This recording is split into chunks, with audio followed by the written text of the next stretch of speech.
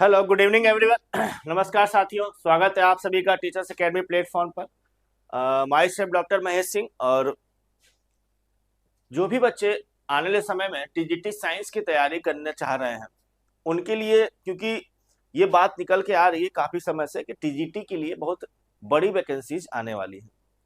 एक एक करके हम लोग सारी बातों को, सारी चर्चाओं को करेंगे।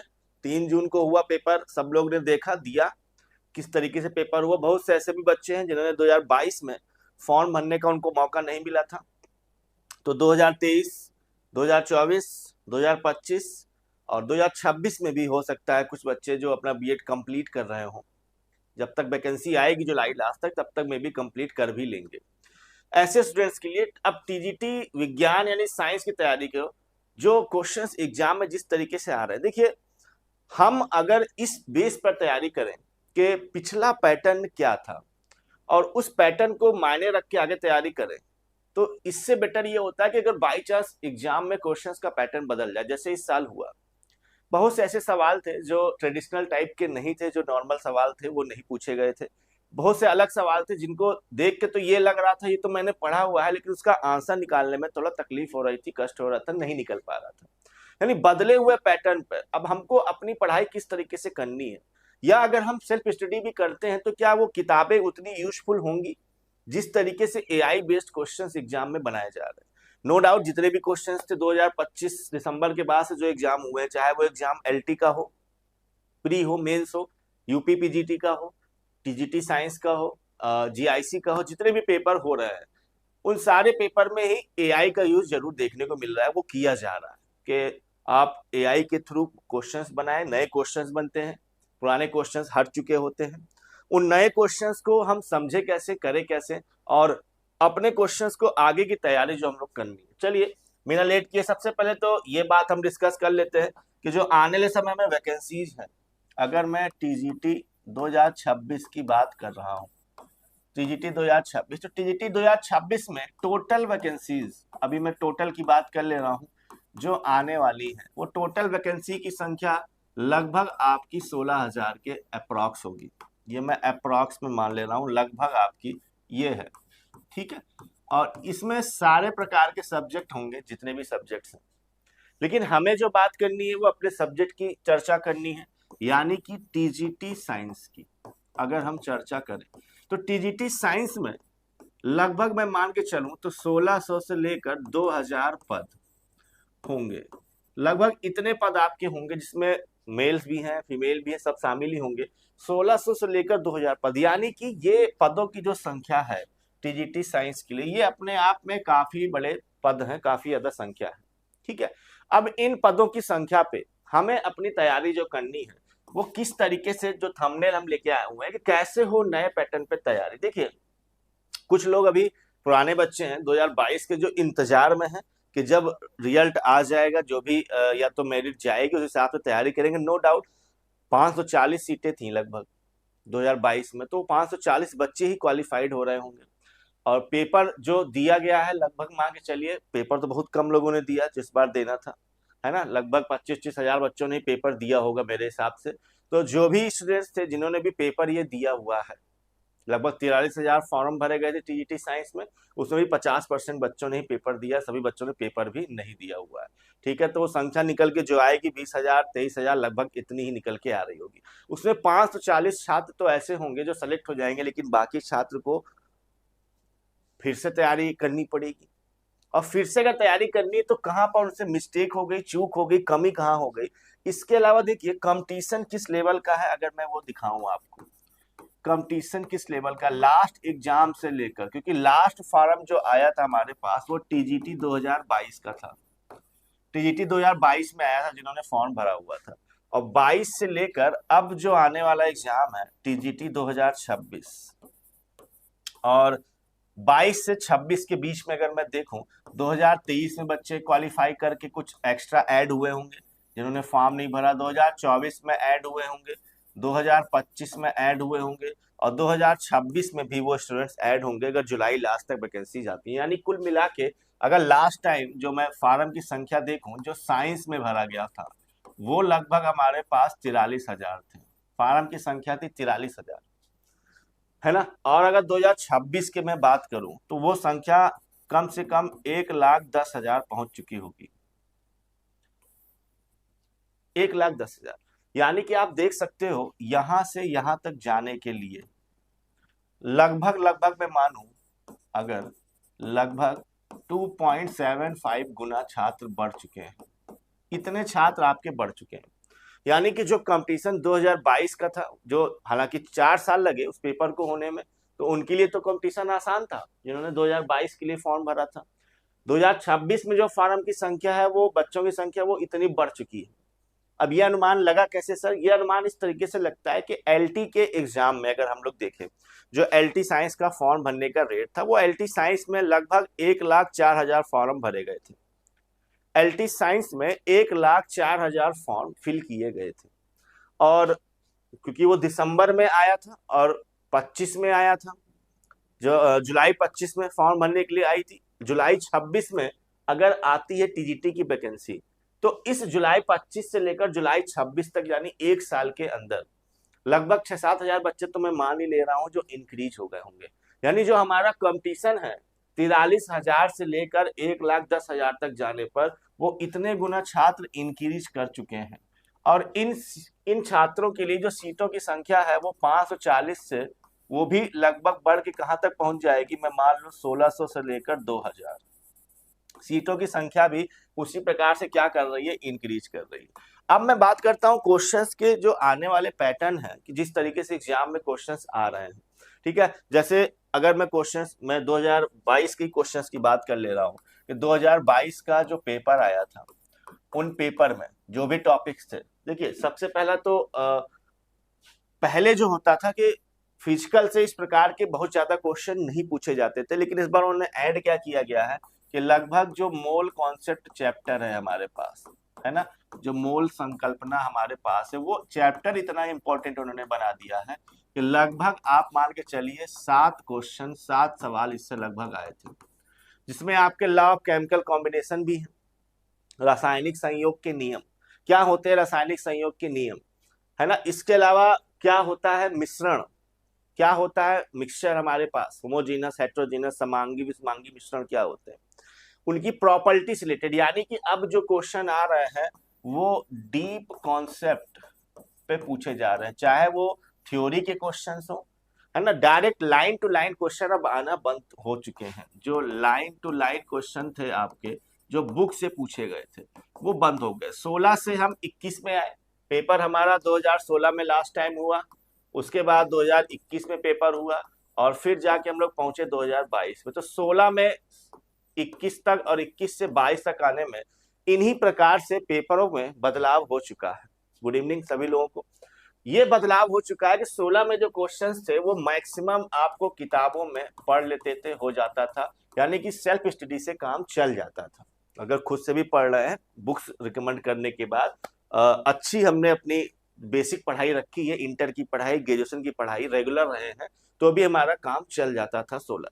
फिर जब हम 21 में आए, 21 में आने पर क्वेश्चंस के पूछने जाने का जो स्टैंडर्ड था उसने बढ़ा दिया। टीजीटी साइंस का बोला तो जाता है कि ये 9th और 10th को सिलेबस है, 9th 10th को पढ़ाना है आपको, बट जब पेपर 21 में पहुंचा था तो वो कुछ ऐसा था नहीं, क्योंकि 21 में मैक्सिमम जो क्वेश्चंस थे, यहाँ जो मैक्सिमम क्वेश्चन थे, मैक्सिमम वो 11 और 12th लेवल पे पूछे गए थे। कहाँ पूछे गए थे? 11th और 12th लेवल पे क्वेश्चन आए हुए थे। लेकिन अब मैं बात कर रहा हूँ 2022 में क्या किया, अब जो क्वेश्चन है वो एआई जनरेटेड आए थे। पहली चीज, उस एआई जनरेटेड में क्वेश्चन पूछने के जो तरीके थे वो क्या थे, वो रेशियो वाइज क्वेश्चन पूछा। कई क्वेश्चन ऐसे थे जो हाइपोथेटिकल है कि ऐसा कर दें तो ऐसा क्या होगा, ये पूछा गया था। डीप कॉन्सेप्ट से रिलेटेड क्वेश्चन थे जो हमारे पास पूछे गए, है ना। इस तरीके से सवाल पूछे जा रहे हैं। और रिएक्शंस भी जो थी, वो रिएक्शन भी इनडायरेक्ट पूछी गई थी, कोई डायरेक्ट रिएक्शन आ ही नहीं रही है कि हम उसको बता सकें। यानी पेपर के पैटर्न में जहां 16 से शुरू हुआ था, अगर हम अपनी तैयारी को, माइंड को उसी तरफ रखेंगे तो समस्या आने वाली है आने वाले समय में 2026 के पेपर के लिए। समस्या यही है कि 2016 में किताबों से क्वेश्चन मिल जाया करते थे, 21 में उसने स्टैंडर्ड बढ़ाया, फिर भी बुक्स से हम लोग छांट लेते थे क्वेश्चन। लेकिन 2022 से अब जो पैटर्न में बदलाव हुआ है क्वेश्चंस का, और ये केवल मैं एक एग्जाम की बात नहीं कर रहा कि सर टीजीटी में ही ऐसा हुआ, नहीं, यूपी पीजीटी का पेपर लेवल से कई गुना ज्यादा स्टैंडर्ड उसने बनाया, कैलकुलेटिव बनाया, थिकनेस बहुत रखी पेपर की, मतलब लेंदी था पेपर काफी ज्यादा। यही काम टीजीटी के पेपर में भी था। टीजीटी से पेपर हुआ से फिजिक्स बहुत लेंदी रखा उसने, क्वेश्चंस जितने भी थे सब बहुत बड़े बड़े फॉर्मूलों को कैलकुलेट करके, कैलकुलेशन तो नहीं थी कि बहुत कैलकुलेट करना हो, लेकिन जो रिलीज आंसर आ रहा था वो काफी बड़ा बड़ा आ रहा था। क्वेश्चन पढ़ने में भी काफी समय लग जाता है, 4-4 5-5 लाइन का आप क्वेश्चन लिख रहे हैं। यानी जिस तरीके से पेपर में बदलाव हो रहा है, एक चीज तो कन्फर्म है, पेपर जो बन रहा है सब बड़ा लेंदी बन रहा है। लेंदी का मतलब बहुत बड़ा पेपर बनाया जा रहा है समय के हिसाब से। अगर देखें जितना समय दे रहे हैं उस समय के कंपेयर में बड़ा पेपर बनाया जा रहा है। Sir what will the age limit, देखिए मिनिमम 21 है, मैक्सिमम का कोई लिमिट नहीं है, 60 साल वैसे माना जाता है। 60 साल पर रिटायर हो जाएंगे फिर भर हो नहीं सकते फॉर्म, है ना। तो मिनिमम 21 है और मैक्सिमम 60 साल है टीजीटी का फॉर्म फिल करने के लिए, ठीक है। तो इस तरीके से पेपर में जो बदलाव आ रहे हैं उनको हमें क्या करना है, मैनेज करना है। समय में क्या करना है, मैनेज करना। देखिए जैसे मैं आपको कुछ क्वेश्चंस दिखाता हूँ, कई ऐसे क्वेश्चंस है, जैसे हमारे पास एक क्वेश्चन आया, पढ़ के मैं बता देता हूँ आपको। कार्टेशियन आइसोमेरिन समावयवता अपने आप में कितना इंपॉर्टेंट चैप्टर बन जाता है, जिसमें जनरली जो आज तक समावयवता से क्वेश्चन आते थे वो ये होते थे कि कुछ कंपाउंड दे देता था, ज्यामिति समावयवता पहचानिए उसमें से सिस और ट्रांस कौन सा होगा, हो जाता था। या कभी इस तरह के क्वेश्चन आते थे प्रकाशिक समावयवता पहचानिए, जिसमें आर कन्फिग्रेशन, आर विन्यास क्या है, एस विन्यास क्या है, ये भी हो जाता था हमारे पास, ठीक है। लेकिन अब जो क्वेश्चन इस साल आया वो था चलावयवता टाटोमेरिन से, और टाटोमेरिन में भी कोई नॉर्मल ऑप्शंस नहीं दिए हुए थे, काफी डिफरेंट ऑप्शंस थे, जिसमें कुछ कीटो फॉर्म भी दे दिया था, कुछ इनॉल फॉर्म में भी दे दिया था। यानी एक ही क्वेश्चन के ऑप्शन में वो हर प्रकार की वैरायटी को रखना चाह रहा है। ये था बदलाव पैटर्न का जो हुआ था। इसके अलावा एक ऐसा क्वेश्चन आया समावयवता से जिसको अक्सर लोग बोल के इग्नोर कर देते हैं। इग्नोर करने का मतलब इस तरीके का क्वेश्चन था कि बताइए हेक्सेन में, हेप्टेन में, पेंटेन में, आइसोपेंटेन में कितने आइसोमर बनेंगे, टोटल कितने स्ट्रक्चरल आइसोमर बनेंगे। यानी कि अब इसको निकालने का जो पैटर्न है, इसको निकालने की जो ट्रिक्स हैं, जो हम लोग एप्लीकेशन पर समावयवता पढ़ते हुए बताते हैं, और बताते हुए ये भी कहते हैं कि देखिए ये काफी लेंदी है, जब तक इसकी प्रैक्टिस बहुत बढ़िया तरीके से नहीं करेंगे तब तक ये क्वेश्चंस का आंसर निकालना कठिन हो जाता है कि किसके कितने आइसोमर बनते हैं। या तो वो रटा हुआ हो हमको ऑलरेडी, रटे हुए एग्जाम्पल 3-4 नहीं होते हैं, लेकिन वो भी पूछता नहीं है, ठीक है। Sir I have BSc in physics chemistry and math, it is 3 years and 6 semester, ठीक है। हाँ 3 साल था, 6 सेमेस्टर था, 6 में से आपका 4 सेमेस्टर में फिजिक्स केमिस्ट्री था कि नहीं था। 6 सेमेस्टर में से अगर 4 सेमेस्टर में फिजिक्स केमिस्ट्री था तो ही आप टीजीटी साइंस का आने वाली भर्ती के लिए फॉर्म फिल कर सकते हैं, ठीक है। चलिए तो अब मैं पैटर्न के जैसे क्वेश्चन की मैंने बात की चलावयवता की, ठीक है। अगले क्वेश्चन पे मैं आ जाता हूँ, जैसे हाइपोथेटिकल में बोल रहा हूँ कि हाइपोथेटिकल क्वेश्चन किस तरीके से बनता है। तो उसने एक क्वेश्चन हाइपोथेटिकल माध्यम से कुछ इस तरीके से हमारे पास डाला हुआ था, कुछ हाइड्रल बॉन्डिंग के क्वेश्चन थे, कुछ इनऑर्गेनिक इस बार रिएक्शन से क्वेश्चन उसने पूछ लिए बदले हुए पैटर्न पे, है ना। जैसे भाषा में फंसाने की कोशिश की, जिसको बोलते हैं भाषा में फंसाना हमको। जैसे बोला गया निम्नलिखित में से कौन सा कथन मिश्रण को यौगिक से अलग करता है। तो ये एनसीईआरटी अगर आप खोलते हो, यानी कि एक चीज जो आजकल पैटर्न में दिखाई दी वो क्या थी, एनसीईआरटी की बुक। एनसीईआरटी अब किताब ये बहुत जरूरी हो चुकी है, एनसीईआरटी को पढ़ना। दूसरी चीज, कभी भी एनसीईआरटी जो आप पढ़ते भी हैं, ये पढ़नी कहां से कहां तक, ये बहुत लोग कंफ्यूजन, बहुत लोग कहते हैं सर 9 और 10th की एनसीईआरटी पढ़ के काम चल जाएगा, तो मेरा कहना है नहीं चलेगा। पेपर जिस तरीके से बन रहे हैं उसमें ये काम आपका नहीं चलेगा। अब आपको जो एनसीईआरटी है वो 9 10th के अलावा 11 12 की भी पढ़नी पड़ेगी, वो भी सिर्फ फिजिक्स की नहीं, केमिस्ट्री की नहीं, दोनों की आपको पढ़नी पड़ेगी। फिजिक्स भी लेना पड़ेगा और साथ साथ केमिस्ट्री भी लेना पड़ेगा। दूसरी चीज, 9 10th से भी उतने क्वेश्चन नहीं थे जितने आजकल वो 11 12 की बुक से वो लगभग क्वेश्चन बनाया था, मुझे मान के चलिए 85 से 90% क्वेश्चन। 9 10th अब वो केवल 10 से 15% क्वेश्चन कवर कर रहा है। अब जो एग्जाम में 21 में हुआ, जो 22 में हुआ, है ना, वो प्रैक्टिस अभी नहीं चलेगी भाई। प्रैक्टिस जब तक लास्ट फॉर्म नहीं आता, प्रैक्टिस क्लास लास्ट में चलती है। जब हम लोग थ्योरी कंप्लीट पढ़ लेते हैं, थ्योरी कंप्लीट कर लेते हैं, उसी के बाद ही प्रैक्टिस क्लास चलती है ना। प्रैक्टिस का मतलब ये हमारी थ्योरी कंप्लीट हो चुकी है, तभी हम प्रैक्टिस करना चाह रहे हैं, प्रैक्टिस कर सकते हैं। ठीक है, तो प्रैक्टिस क्लास अब जब आपकी एग्जाम डेट आ जाएंगी, उससे पहले थ्योरी हमारी कंप्लीट हो जाएगी, उसके बाद प्रैक्टिस बैच हम लोग स्टार्ट करते हैं। उससे पहले थ्योरी की क्लासेस चल रही होती है, थ्योरी की क्लासेस में प्रैक्टिस हो जाती है कि हमने कोई चैप्टर कंप्लीट किया, कोई कॉन्सेप्ट कंप्लीट किया, फिर उसके क्वेश्चंस करा दिए, वहां पे आप साथ साथ प्रैक्टिस हमारे साथ कर सकते हैं।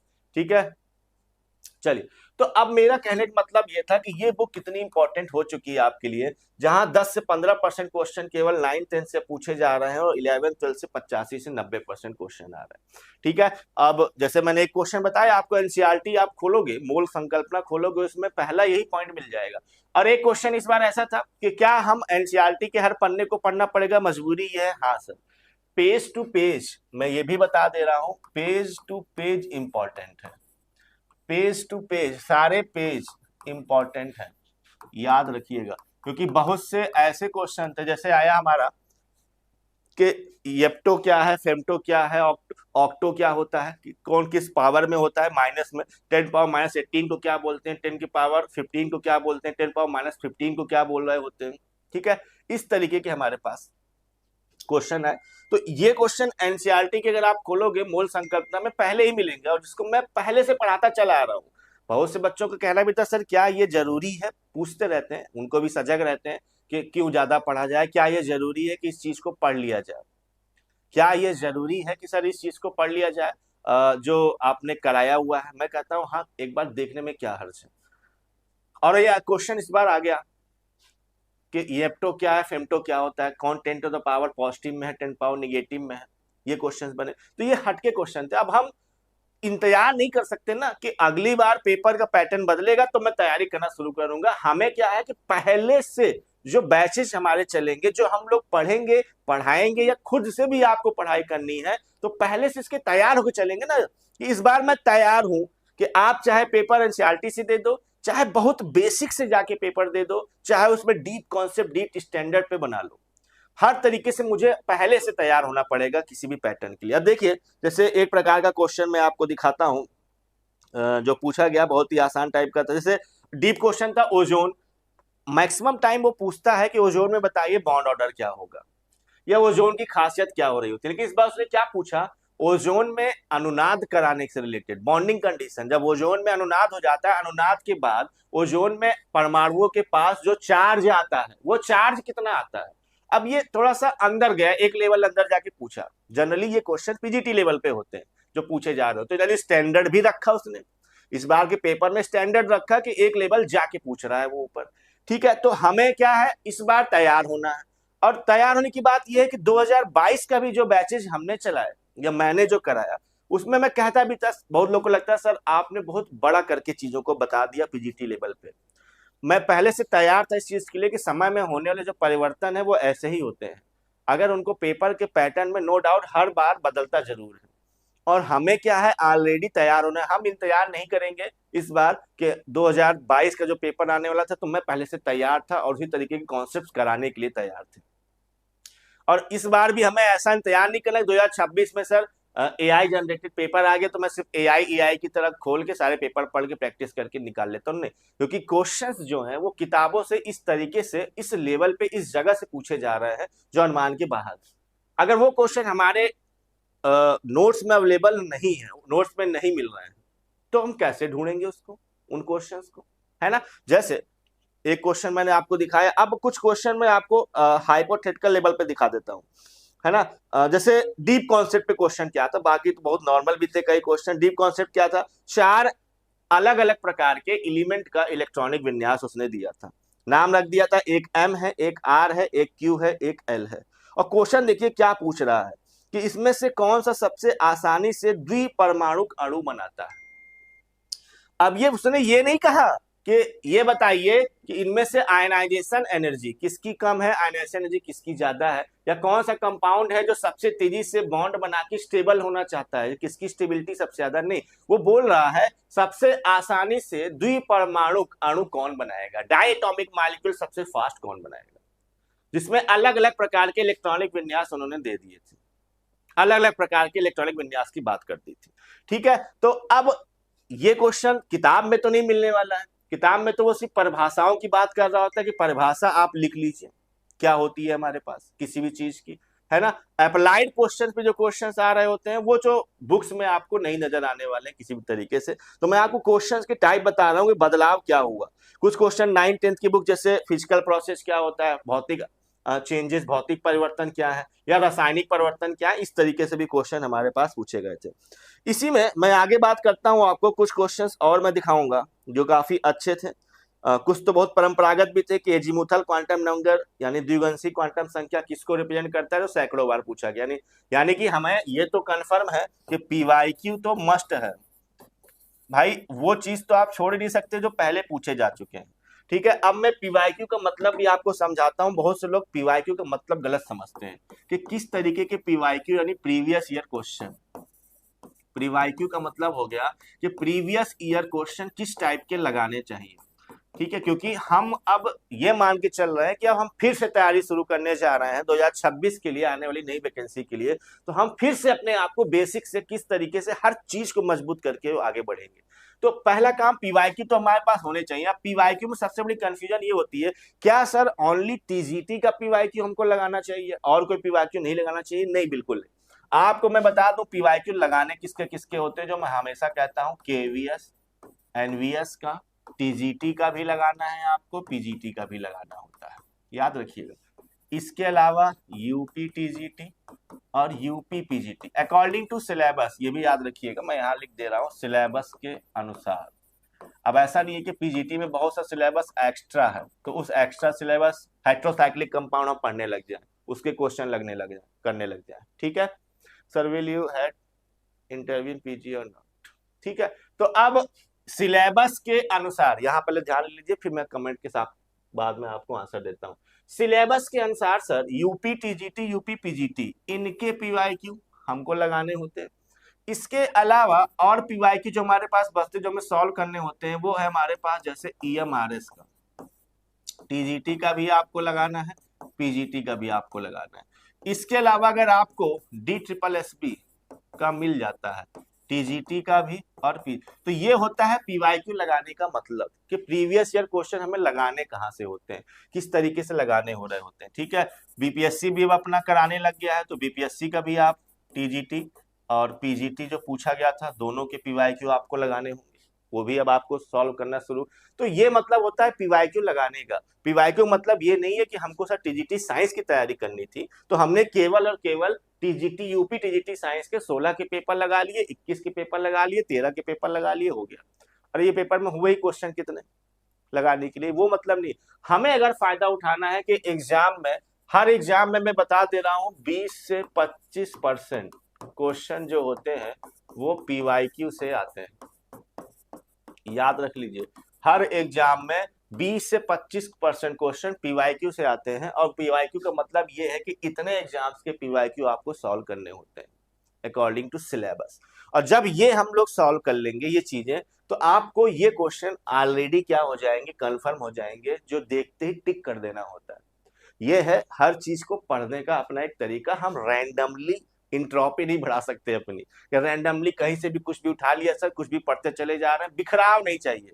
नो डाउट बिखराव होने से इंट्रोपी बढ़ रही होती है, लेकिन हमें अपनी पढ़ाई में बिखराव नहीं चाहिए, हमें पढ़ाई में चाहिए डायरेक्शन, हम किस डायरेक्शन में पढ़ने वाले। ठीक है, चलिए मैं और क्वेश्चंस की बात करता हूं आपको कि किस तरीके से पैटर्न था, वो क्या चेंज लाया गया था। जैसे एक हाइपोथेटिकल क्वेश्चन क्या पूछा गया कि जिनॉन है जिसका एटॉमिक नंबर 54 दिया था, बोला गया अगर पाउली का अपवर्जन सिद्धांत फॉलो नहीं करता है तो इलेक्ट्रॉनिक विन्यास क्या होगा। अब बताइए, जो जो क्लास हमसे किया है उसको मैं जब पीरियाडिक प्रॉपर्टी लिखाता हूं तो बोल के बताता हूं। देखो मैं कुछ हाइपोथेटिकल क्वेश्चन लिखवाने जा रहा हूं कि मान लीजिए हुंड रूल फॉलो नहीं करता, ब्लॉक कॉन्सेप्ट फॉलो नहीं करता है, हाइजेनबर्ग सर्टेनिटी प्रिंसिपल फॉलो नहीं करता है, तो क्या कंडीशन होगी, है ना। अगर एक ही ऑर्बिटल में 2 इलेक्ट्रॉन ना हो, 3 इलेक्ट्रॉन हो जाए, तो पीरियाडिक टेबल में कितने एलिमेंट पाए जा रहे होंगे, कितने मैक्सिमम एलिमेंट होंगे, क्या कोई नया ग्रुप जुड़ जाने से मैक्सिमम इलेक्ट्रॉनों की संख्या कितनी बढ़ जाएगी, कितने हो जाएंगे। ये सब है हाइपोथेटिकल क्वेश्चन जो नोट्स में ऑलरेडी मैं करवाता रहता हूं। ठीक है, और इस बार वही क्वेश्चन इसने दे दिया जो आज तक नहीं किया था। हाइपोथेटिकल क्वेश्चन दिया हुआ है कि जिनॉन 54 का अगर हम पाउली का अपवर्जन सिद्धांत ना लगाएं, पाउली का पॉइजन सिद्धांत क्या कहता है कि एक ऑर्बिटल में मैक्सिमम 2 इलेक्ट्रॉन होते हैं और एनर्जी के बढ़ते हुए क्रम में हम उसको भर रहे होते हैं, यानी एक ही ऑर्बिटल के अंदर दोनों इलेक्ट्रॉनों की चारों क्वांटम संख्याएं कभी समान नहीं हो सकती, मैक्सिमम 2 ही इलेक्ट्रॉन आ सकते हैं। लेकिन वो बोला कि आपको नहीं लगाना है, आपको लगाना ही नहीं है पाउली सिद्धांत। तो अगर आप ये जान ही नहीं रहे कि पाउली साहब ने एक्चुअल में बोला क्या था, तो हम भरेंगे कैसे इलेक्ट्रॉनिक विन्यास, है ना। तो उन्होंने कहा था कि भाई एक ऑर्बिटल में 2 इलेक्ट्रॉन है, तो हम उनको नहीं मान रहे हैं, और नहीं मान रहे तो हमारी मर्जी से भर दे हम एक ही ऑर्बिटल में, तो एक ही में 54 ऑर्बिटल भर दो, 54 इलेक्ट्रॉन भर दो, 1s54 हो गया था जिसका ऑप्शन था। तो ये क्वेश्चन ऐसे थे, तो देख के तो लगता है कि मुझे आ जाएंगे, मैं कर लूंगा, लेकिन जब क्वेश्चन की आधी लाइन पढ़ते हैं फिर लगता है कि अब बनाए कैसे, पाउली साहब का इलेक्ट्रॉनिक विन्यास अगर फॉलो मैं ना करूं तो आंसर क्या आना चाहिए। मैं ये नहीं कहता कि सबको नहीं आ रहा होगा, मैक्सिमम लोग को आ भी रहा होगा, लेकिन ये वो क्वेश्चन है जो हाइपोथेटिकल फॉलो कर रहा है कि हाइपोथेटिकल बेस पे अगर क्वेश्चन आ जाते हैं तो हमें उस तैयारी को कैसे आगे बढ़ाना होता है। ठीक है, इसके अलावा कुछ गुणित अनुपात का नियम, द्रव्यमान संरक्षण का नियम, स्थिर अनुपात का नियम, यानी कि जो मोल संकल्पना है, सबसे महत्वपूर्ण चैप्टर बन गया था इस साल। तो मैं फिर कह रहा हूँ 7 से 8 क्वेश्चन वहां से आए थे, और चैप्टर को ही मैं बहुत डिटेल में जाकर पढ़ाता भी हूँ। यही एक ऐसा चैप्टर होता है क्योंकि ये फिजिकल को समझने का या इनऑर्गेनिक को समझने का सबसे पहला बेसिक चैप्टर होता है, और इसी चैप्टर से हम अपना धुरंधर 2.0 बैच भी स्टार्ट करने वाले हैं। और पहला ही लेक्चर से मैं स्टार्ट करता हूं ये कि मूल राशियां क्या है। पहले पूछा जाता था, हो सकता है इस बार घुमा के 16 वाला क्वेश्चन रिपीट करे। भाई मूल राशि हमारे पास कौन कौन सी 7 मूल राशियां, द्रव्यमान क्या है हमारे पास, सेकंड क्या है हमारे पास, समझ रहे हो बात को, एम्पियर क्या है, और इन सब के वैल्यूज, किस वैल्यू को बेसिक स्टैंडर्ड कहां से उठाया गया है, कि 1 मीटर किसको बोलते हैं, 1 सेंटीमीटर किसको बोलते हैं, कि फलानी जगह रखा एक बेलन की लंबाई को हम 1 मीटर मान रहे होते हैं। ये सारी चीजें हैं, ये सब कॉन्सेप्ट्स हैं, ये सब चीजें छोटी छोटी चीजें जो कभी भी घुमा फिरा के पूछ लेती है, यानी हमको हर चीज पर इक्वली ध्यान देना पड़ेगा क्योंकि क्वेश्चंस कहीं से भी उठा के पूछ रहा है वो इस समय, और हम नेग्लेक्ट किसी चीज को यहां से कर नहीं सकते। ठीक है, द्रव्यमान संरक्षण के नियम से ही 3-4 क्वेश्चन उसने पूछ लिए थे जो बनाए गए थे यहाँ पर। फिर आता है एक पॉइंट, और एक चीज बड़ी इंपॉर्टेंट आती है कि सर जो सिलेबस लिखा जाता है, एक चीज और समझिएगा कि जो सिलेबस लिखा जाता है आयोग द्वारा जो भी सिलेबस, आयोग ने जो भी बनाया हुआ सिलेबस है, क्या उस सिलेबस को पढ़ के सिर्फ हम लोग काम कर सकते हैं, तो उसका आंसर नहीं। बहुत से लोग डायरेक्ट मुझे मैसेज करते थे, सर ये तो सिलेबस में कहीं लिखा नहीं, आपने पढ़ा दिया। तो मुझे लगता था कि अब मैं कैसे समझाऊं कि एक्चुअल में जो सिलेबस होता है वो सिलेबस पे जितने भी अप्लाइड पार्ट होते हैं वो सब हमें पढ़ने होते हैं। जैसे सिलेबस में इक्विलिब्रियम के बारे में कहीं नहीं दिया, साम्यावस्था, हमें साम्यावस्था पढ़नी होती है, लेकिन क्वेश्चन आते हैं साम्यावस्था से, इसलिए मैंने साम्यावस्था भी आपको कराया था। दोनों साम्यावस्था पढ़ाता हूं मैं आपके टीजीटी के बैच में, रासायनिक भी कराता हूं, साथ साथ आयनिक भी कराता हूं। आयनिक में जिसमें हमको सिर्फ क्या पढ़ना होता है, पीएच के बारे में, सब पीएच निकालना होता है। और रासायनिक साम्यावस्था में हम लोग क्या पढ़ रहे होते हैं, किसी भी अभिक्रिया पे प्रभाव क्या पड़ेगा, साम्यावस्था पर क्या प्रभाव पड़ सकते हैं।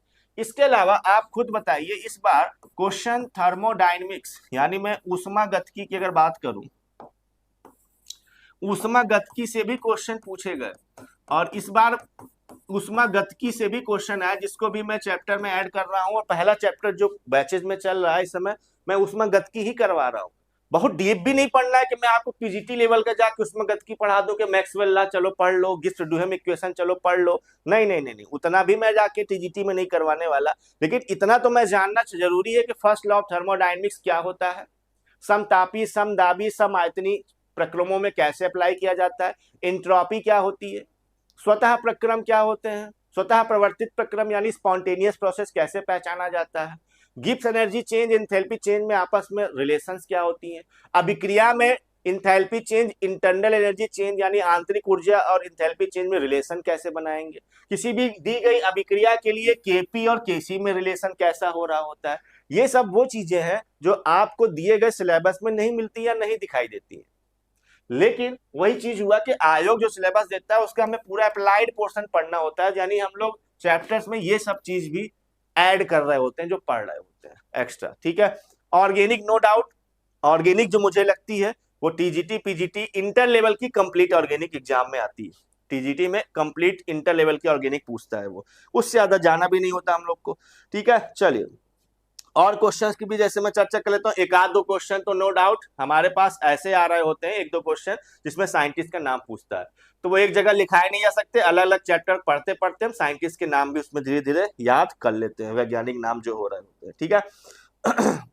इलेक्ट्रोकेमिस्ट्री एक चैप्टर और बनता है हमारे पास जो काफी इंपॉर्टेंट हो जाता है, मैं उसको भी अंदर डाल देता हूँ। इन चैप्टर्स के अलावा ये तो हमको पढ़ने ही पढ़ने हैं, एक चैप्टर जो आता है इलेक्ट्रोकेमिस्ट्री, और इस बार जो इलेक्ट्रोकेमिस्ट्री से क्वेश्चन थे वो काफी डिटेल में पढ़े गए, पूछे गए थे, काफी डिटेल में क्वेश्चन आए थे। एक चैप्टर ये तो बहुत से लोग कहते हैं सर फिजिकल में तो चैप्टर है ही नहीं टीजीटी साइंस में, अब आप बताओ, रासायनिक साम्यावस्था से भी क्वेश्चन आया, आयनिक साम्यावस्था के क्वेश्चन आते हैं, उष्मागतिकी से क्वेश्चन आते हैं, इलेक्ट्रोकेमिस्ट्री से क्वेश्चन आते हैं, इसके अलावा रेडॉक्स रिएक्शन से क्वेश्चन आते हैं, मोल कॉन्सेप्ट तो हमारे पास है ही है, मोल की संकल्पना तो है ही है। बताओ इतने चैप्टर तो हो गए भौतिक के आपके जो क्वेश्चन पूछता है। इसके अलावा पीरियाडिक प्रॉपर्टीज से अलग अलग क्वेश्चन जो इस बार तो बहुत डिटेल में जाके उसने पीरियाडिक प्रॉपर्टी नहीं पूछा, 2021 के पेपर में पूछा था, बॉइलिंग पॉइंट भी पूछा, इस बार ऑर्गेनिक के बॉइलिंग पॉइंट थे, उस बार इनऑर्गेनिक के थे, थर्मल स्टेबिलिटी भी लास्ट टाइम पूछी थी उसने, एसिडिक बेसिक करेक्टर भी हाइड्राइड और ऑक्साइड का पूछा था, इस बार इतना डीप जाके उसने पूछा ही नहीं सब सारी चीजों को, इनऑर्गेनिक की प्रॉपर्टी से रिलेटेड बहुत ज्यादा क्वेश्चन इस बार नहीं पूछे, लेकिन पढ़ने तो हमको फिर भी रहते हैं, सारी जितनी प्रॉपर्टी है सारी चीजें हैं, ठीक है। तो ये है एक्चुअल में वो सारी चीजें, ऑर्गेनिक बस ऐसी है जहां से वो कभी, क्योंकि ऑर्गेनिक में चीजें फिक्स है, या तो रिएक्शन का मध्यवर्ती पूछ लेगा, या रिएक्शन का प्रोडक्ट पूछ लेगा, या दी गई अभिक्रिया का नेमिंग पूछ लेगा, नाम बताओ क्या, या दी गई अभिक्रिया की क्रियाविधि कौन सी फॉलो करती है। आईयूपीएससी से क्वेश्चन फिक्स है, आइसोमेरिन से 3-4 क्वेश्चन, लेकिन अब वो डिटेल में पूछना शुरू कर दिया उसने, समावयवता डिटेल में पूछता है, ये सारे क्वेश्चन फिक्स होते हैं। इसके अलावा ऑर्गेनिक जो रीजेंट्स होते हैं अभिकर्मक, वहां से भी क्वेश्चन आने लग गए। तो ऑर्गेनिक तो मैं देखूं तो वो लगभग फिक्स है, चाहे 16 का पेपर हो, चाहे 21 का पेपर हो, चाहे 22 का पेपर हो, वहां से ऑर्गेनिक में बहुत ज्यादा वो चेंजेस होते नहीं, क्योंकि 4-5 प्रकार के ही सवाल बनते हैं ऑर्गेनिक में, वही घुमा फिरा के 4-5 प्रकार के सवालों को आपसे पूछ लेगा कि ऑर्गेनिक में ये पूछा जाता है, ये चीजें आ रही होती, कुछ भी स्पेशल क्वेश्चन ऑर्गेनिक इस बार आया नहीं, एक दो क्वेश्चन ऐसे होते हैं जो अब एक और चीज में जो ऐड करने वाला वो क्या है, अब जो इस बार उसने पैटर्न में चेंज किया वो क्या था कि एनसीईआरटी में दिए गए डाटा, अब ये डाटा जो होता है एक्चुअल में ये प्रैक्टिकल डाटा है, ये डाटा किस तरीके का है, प्रैक्टिकल डाटा है, से क्वेश्चन से सवाल पूछा। अब इस बार उसने क्या किया कि एनसीईआरटी में दिए गए डाटा से सवाल पूछ लिया, मैं याद दिलाता हूं, लिमिटिंग मोलर कंडक्टिविटी, सीमांत मोलर चालकता से उसने ये सवाल पूछा हमसे, जो पूछा लिमिटिंग मोलर कंडक्टिविटी क्या। अब ये लिमिटिंग मोलर कंडक्टिविटी जो उसने पूछा ये एक्चुअल में प्रैक्टिकल डाटा है, पोटेशियम का कैटायन में सबसे ज्यादा हाइड्रोजन आयन का होता है, पोटेशियम, कैल्शियम, मैग्नीशियम दे दिया, बेरिलियम दे दिया। अब ये एनसीईआरटी में दिया गया था डाटा, ये तो मान लीजिए मैं भी नहीं पढ़ा तो मैं भी नहीं कर सकता था कि डाटा किसको याद होता है, तो अगर उसने ये क्वेश्चन 2-3 भी ऐड कर देता डाटा से रिलेटेड तो मामला फंस जाता। यानी अकॉर्डिंग टू सिलेबस अब हमें इस चीज को भी क्या करना पड़ेगा, अपने पढ़ाई में ऐड करना पड़ेगा कि एनसीईआरटी में जो इंपॉर्टेंट डाटा है, जनरली डाटा जो दिए गए इलेक्ट्रोकेमिस्ट्री में मिल जाएंगे आपको डाटा वाइज, रेडॉक्स रिएक्शन में मिल जाएंगे, मैक्सिमम डाटा थर्मोडायनेमिक्स में मिल जाएंगे, है ना। ये इतनी जगह पे आपको डाटा जो होता है, जो प्रैक्टिकल डाटा है वो ऑब्टेन हो जाते हैं, प्रैक्टिकल जनरली इसी तरीके से पूछे जा रहे होते हैं। इनऑर्गेनिक और ऑर्गेनिक में कोई डाटा वाइज क्वेश्चन बनते नहीं है, बनते केवल जो 4-5 हमारे पास भौतिक के चैप्टर्स होते हैं, भौतिक रसायन के, वहां से बन रहे होते हैं।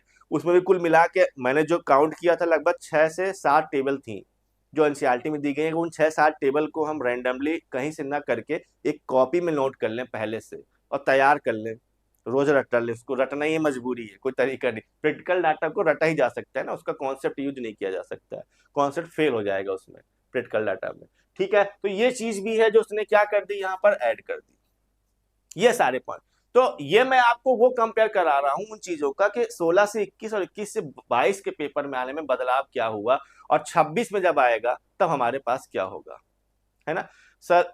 बिल्कुल पेपर देखिए, मैं फिर से कहता हूं, पेपर जब आप जिस समय दे के आते हो उसके 2 दिन के 48 घंटे के बाद तक लगता है कि पेपर बहुत कठिन था, पेपर ऐसा था वैसा था, लेकिन जब आप थोड़ा समय देते हो पेपर को तब आप खुद ये मुझे बताने की आवश्यकता नहीं जो मैं बता रहा हूँ, ये खुद आप समझ जाते हो कुछ दिनों बाद कि एक्चुअल में पेपर में जो पूछा गया था वो चीजें ऐसी थी जो हमने पढ़ी थी, लेकिन हमने उन चीज की प्रैक्टिस नहीं की थी। यही होता है पेपर का पैटर्न का बदलाव। ऐसा नहीं है कि पेपर में इतिहास का क्वेश्चन दे देगा कि बाबर किस साल में क्या किया था, ऐसा क्वेश्चन तो आने वाला नहीं है।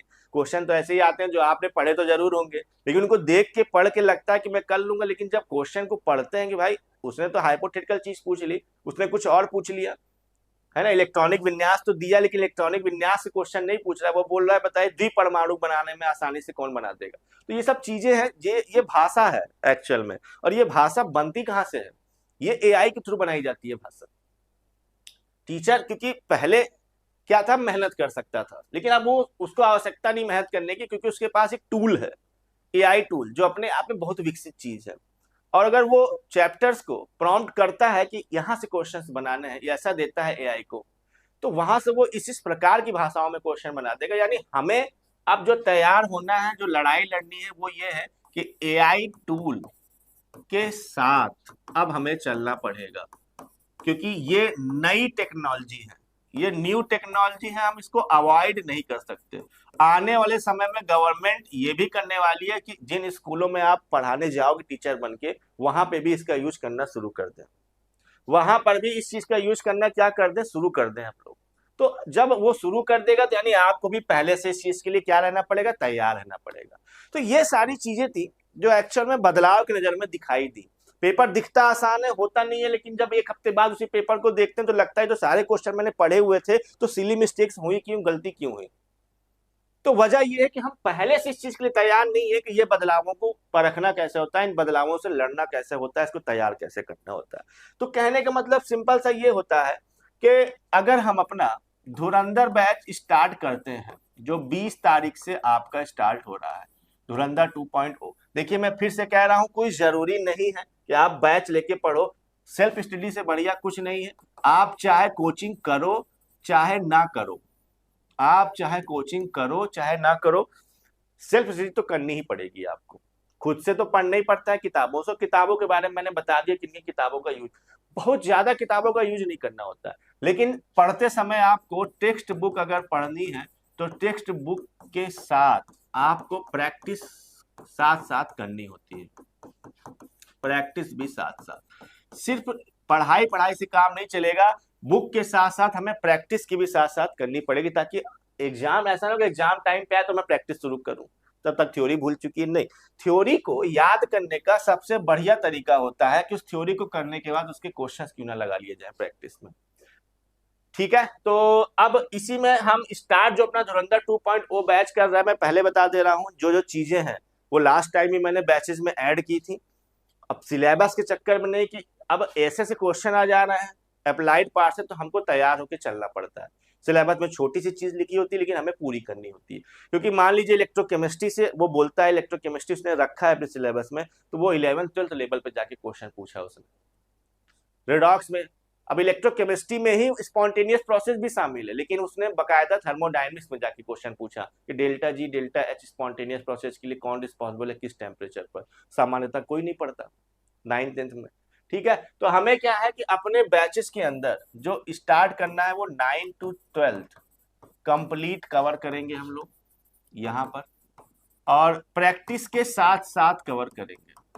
क्या करेंगे यहाँ पर, प्रैक्टिस के साथ साथ इस चीज को हम कवर करने वाले हैं। तो हमारा ये 20 जून से, मैं पहले बता दे रहा हूँ आपको, बैचेज स्टार्ट हो रहा है।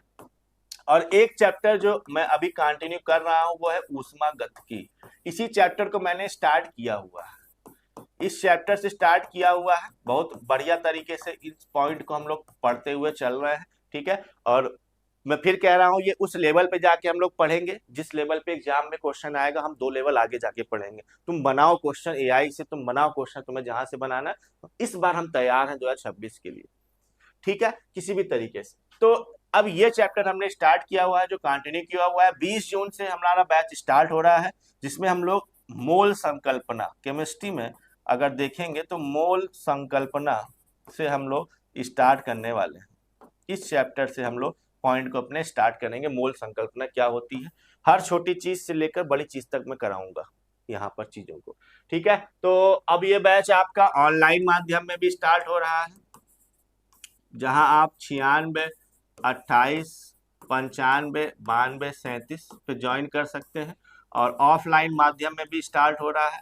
ऑफलाइन आप चाहें तो प्रयागराज में बैच शुरू हो गया है। ऑफलाइन में मैं ऑर्गेनिक स्टार्ट किया हुआ है, मैंने ऑफलाइन में ऑर्गेनिक से मैं शुरू किया हुआ हूँ। तो 79919592 और 37 ये ऑफलाइन में आप, ऑफलाइन मैंने ऑर्गेनिक स्टार्ट किया, ऑनलाइन मैंने बता दिया है कि किस चैप्टर से मैं स्टार्ट करने वाला हूँ। एक चैप्टर ऑलरेडी हमारा चल रहा है, ठीक है। तो इस तरीके से चीजें हमारे पास यहाँ कंप्लीट होगी। जो बच्चा सेल्फ स्टडी करना चाहता है वो भी कर सकता है। उसके लिए मेरी सलाह ये है कि आप एनसीईआरटी अपने पास रखें, 9 to 12 तक की, इसको आपको रीड करें टेक्स्ट बुक के रूप में, ये आपकी टेक्स्ट बुक होगी। और इसके अलावा 2 बुक और मैं बताता हूँ जो टेक्स्ट बुक के लिए बढ़िया होती है, वो है पी बहादुर या के एन शर्मा। ये आपका टेक्स्ट बुक है, ये खरीद लीजिए, है ना। और प्रैक्टिस के लिए अगर आपको कोई बुक लेनी है तो मैं केवल एक ही रिकमेंड करता हूँ, जिसमें अच्छी बुक इसलिए है क्योंकि वो बुक मैंने खुद से देखी है। वो बुक ऐसी है जहां पर वो हाइपोथेटिकल क्वेश्चन को भी अप्लाई करता है, वो उस तरीके से बनाता है। बालाजी पब्लिकेशन की आती है, जो मैंने देखी बुक है, जो मुझे अच्छी लगी बालाजी पब्लिकेशन की। मैं हमेशा कहता हूँ नीट एग्जाम की बुक है बालाजी पब्लिकेशन की, उसको आप खरीद लीजिएगा। वो बढ़िया बढ़िया बुक है जहां से आप प्रैक्टिस अपनी बढ़िया से कर सकते हैं, ठीक है। यहाँ तक ठीक। एनसीईआरटी को कैसे पढ़ना, यही तो कष्ट है, यही समस्या है। क्योंकि एनसीईआरटी स्पेशली केमिस्ट्री में जो लिखी गई है, कोई भी एक चीज एक जगह नहीं लिखी है, उसको क्या ढूंढना पड़ता है। पूरे 11th की 12th की 2 बुक, 11th की 2 बुक, तो हर चीज फैली हुई है। जैसे हमें मान लीजिए थर्मल स्टेबिलिटी समझनी है, तो थर्मल स्टेबिलिटी एनसीईआरटी में किसी एक जगह नहीं मिल रहा है, वो मिलती कहाँ कहाँ है, अलग अलग जगह मिलती है, अलग अलग चैप्टर्स में।